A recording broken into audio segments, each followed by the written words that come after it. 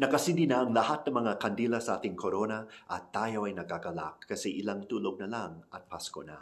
Sagisag itong pangapat na kandila ng pag-ibig. Ang pag-ibig na siyang dahilan kung bakit ipinadala ng Diyos Ama ang kanyang bugtong na anak upang ipakita sa atin ang kanyang pagmamahal.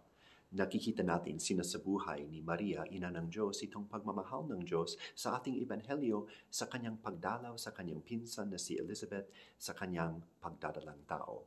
Kagaya ni Maria, tinatawag tayong lahat ng Diyos upang maggampanan ng misyon na lumapit sa ating kapwa at lahat ng mga taong ating nakakasalubong at ipakita sa kanila ang mismong pagmamahal ng Diyos sa pamamagitan ng ating salita at gawa.